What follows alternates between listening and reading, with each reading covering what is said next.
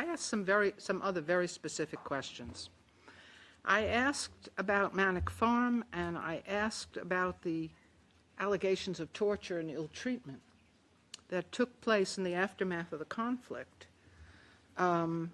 with allegedly of camp residents, and that allegedly by the CID, the Criminal Investigation Department, and the TID, the Terrorist Investigation Department. This was part of our review in 2011, and it seems to have been overlooked.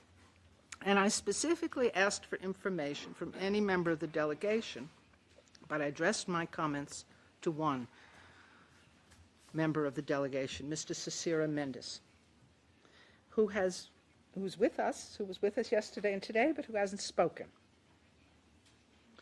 Now, Mr. Mendes, I said you were, as far as I knew, responsible for supervising the work of the CID and TID during the immediate aftermath of the conflict when you were serving as Deputy Inspector General of the Police. And I specifically asked you yesterday, the web is now up, by the way, for anybody who's looking for yesterday's review, it's now up on the web, on the UN website, webtv.un.org.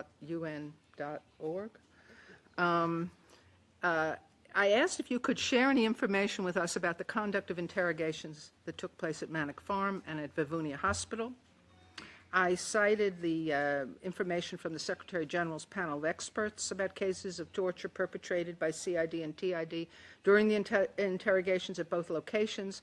I asked about time. I asked about supervisory efforts. I asked if you were physically present at these locations in May and June, and what steps were taken there. And I haven't heard any response about that.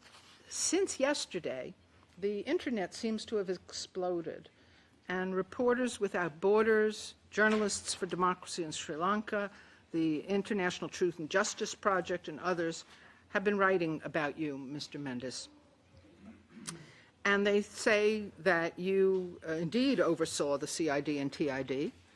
And in fact, I don't need them to tell me that, because I have the High Commissioner's Office's report, the OISL report, which in paragraph 134 says that the CID is primarily responsible for investigating services and organized crimes, but also counterterrorism activities, and it talks about the so-called fourth floor at police headquarters in Colombo, which it says, and I quote, is particularly notorious as a place where many detainees are taken for interrogation. And then it says, in April 2009, the Deputy Inspector General of the CID was Cecira Mendes, unquote. In paragraph 553 of the OISL report, it tells us that the commonly used centers, such as the Joseph Military Camp in Vivunia and the CID fourth floor in Colombo, quote, had rooms that were set up with torture equipment, illustrating the premeditated and systematic nature of the use of torture by units of the Sri Lankan security forces, unquote. And then they describe some of that equipment in detail, and it's quite arresting, quite grim. So, Mr. Mendes, it's very unusual for this committee to have a person who's had the experiences you have before us. You're now Chief of National Intelligence in the Ministry of Defense. You had command responsibility for the CID and TID at that time. Can you elaborate for us specifically how you interacted with military intelligence? Can you tell us whether you or officers under your responsibility jointly interrogated persons deprived of liberty together with military officers, or together with members of the TID, which were co-located there? Do you have any information about Vivunia Hospital? It's located nearby the Manic Farm. It was said to be a site from which people were involuntarily disappeared.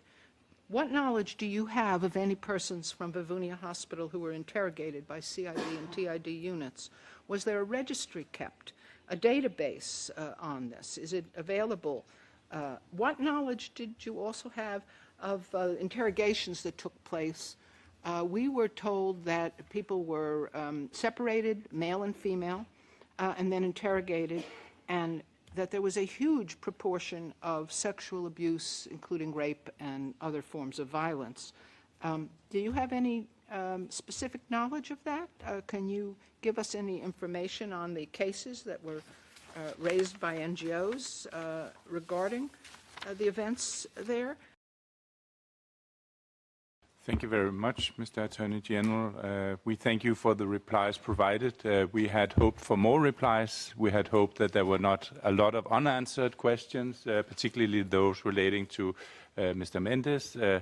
Nevertheless, we hope that some of the replies will be kept within the written reply within the 48 hours, and we look very much forward to those replies.